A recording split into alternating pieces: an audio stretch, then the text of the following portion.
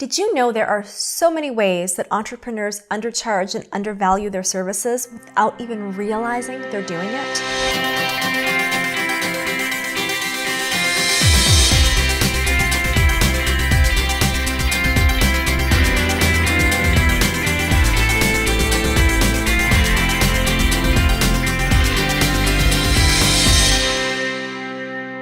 Hey there, it's Nafissa Shireen, and welcome to Living Forward TV, where we help you to create a thriving business you absolutely love, all around your personal freedom.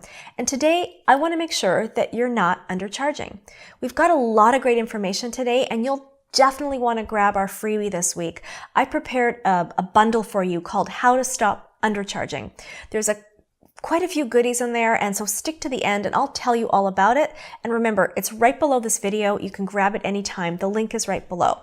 Now, when you think of undercharging, I'm guessing your thoughts are going to the prices of your products or programs. And that's a big one for so many entrepreneurs. And if that's where your thoughts went, you probably need to pay some attention to your pricing.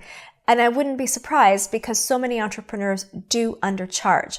But that's a topic for another episode, and I promise to get back to it. Today, I'm focusing on the top 5 sneaky ways that undercharging makes its way into your business that you may not even be aware of, and it could be costing you thousands. So are you ready? Let's start with sneaky undercharging method number 1, bartering. Now, every time I bring this up, I usually get a whole lot of yeah buts or outright resistance. For some reason, there are people that just love bartering. But I remain unapologetic in my stance about bartering and trading. When you charge, you put a monetary value on your services, you're compensated in currency, and then you can use that in exchange for as many products and services as you want, or you can save it, or you can invest it. Bottom line is, you get choices. But bartering limits your choices to the service right in front of you that you may not even really want, and it may not be the same value. Money is energy, and money has energy. And bartering is like putting a message out to the universe that money doesn't belong in your world, and you can energetically block its flow to you from so many other sources. The question I ask so many entrepreneurs is, if it's a fair trade, then what harm does it do you and the other person to just pay each other? But the truth is, it's rarely ever a free trade. You know, I wrote an article about this in greater detail a couple of years ago, and I'll put a link to it in the show notes, and I recommend you give it a read. The Coles notes, though, and the bottom line is that bartering can result in you giving away thousands of dollars of your services without equal compensation and choices in return.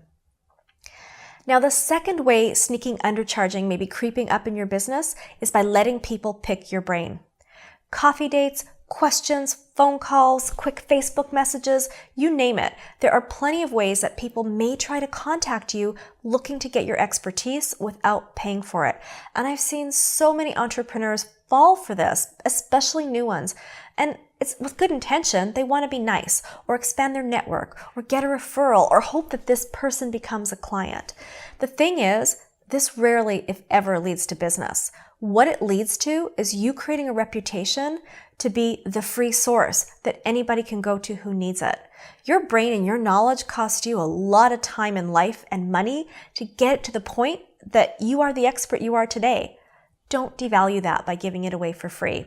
A fun little thing I like to tell people is the next time when someone says to you, hey, I'll buy you lunch because I'd like to pick your brain, let them know your fee for your services and then offer to buy them lunch instead. You'll make a lot more money this way, and you'll weed out the time wasters really quickly. Now, the sneaky way undercharging works its way into your business, number 3, is not renegotiating when a client wants more than you originally agreed upon. Scope creep. That's what it is. And what do you do when your client just keeps phoning, texting, emailing, asking for just one more thing? Now, for starters, your client should never have multiple ways to contact you. They don't need it. It's okay to have boundaries. I'm giving you permission for that today. But remember, when your client wants more, it's a good thing. It means they value what you deliver and they're getting benefit and they want more. And they're probably not trying to get more than they paid for. And it only seems like they're demanding when in fact they just want more of you. And they don't realize that they aren't paying attention to the boundaries or the agreement. And that's why it's really important to have a very strong and clear agreement.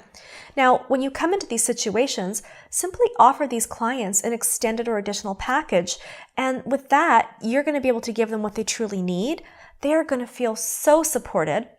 And if you multiply that out over several clients, you get to add tens of thousands of dollars in income each year. It's pretty cool. Now let's look at the sneaky undercharging method number 4. That's over-delivering. A mentor once said to me, Nafissa, you don't have to give them everything you know, and you don't have to give them everything you need. That was such a revelation to me.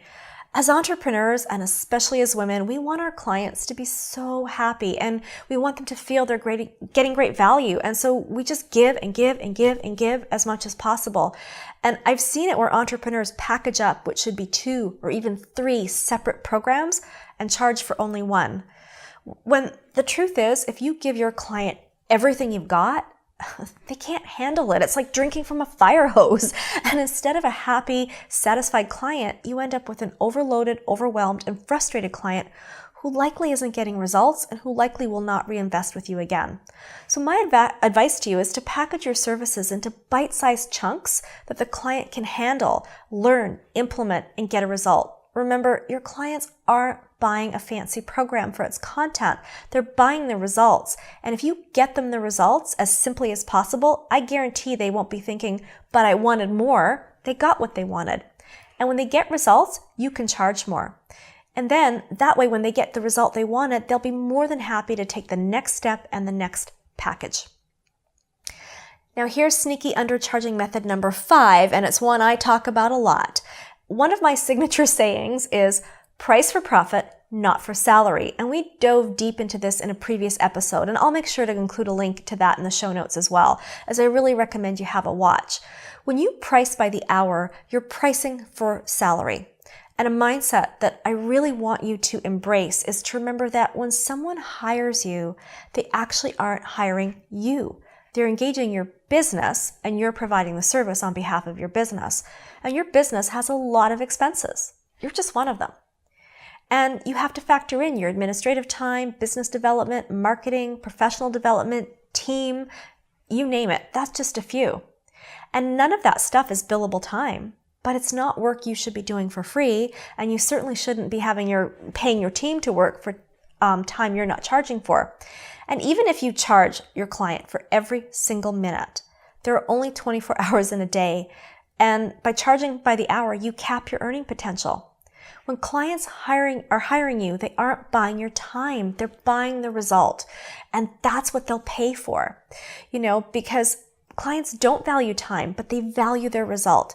Another article, I've got a lot of references for you today. I wrote a few years ago called Don't Sell Your Time When Your Client Wants a Six-Pack. And I gave the example of a fitness trainer. Clients don't hire fitness trainers for their time. I mean, heck, we want to spend as little time going through that as possible, right? We hire them because we want the quickest way to get fit. And if a fitness trainer only focuses on their time and how much per session they charge, most clients will try to buy as few sessions as possible to save money and do the work themselves in between, which they never do, and then they don't get a result. But if the trainer says, if you follow my 12-week program and do exactly what I've laid out in the order I've laid it out for you, you'll lose 30 pounds of fat, gain 5 pounds of muscle, and be in your bikini body in no time. The client's going to want that program, and they won't care how many sessions are involved or how much time the trainer spends prepping for them or working with them. They want the result, and they're much more likely and willing to pay way more for that. I'll link that article for you in the show notes as well. Have a read. So I want you to start really thinking in your business about the results you create for your clients and what value that has for them and what it's worth to them to get that result. And then if you're charging by the hour, do a quick comparison and you'll quickly see how much money you may be missing out on. Now, if you're ready to raise your fees and start charging your worth, then as I mentioned at the beginning of this episode, you're going to love the Stop Undercharging bundle that I prepared for you. It includes my ebook that is full of tips and scripts on how to charge what you're worth and what to say to people. And I've also prepared a very valuable worksheet for you. It's going to help you calculate how much more money you can make in your business each month and each year by closing up all 5 of these sneaky methods of undercharging that could be creeping up in your business.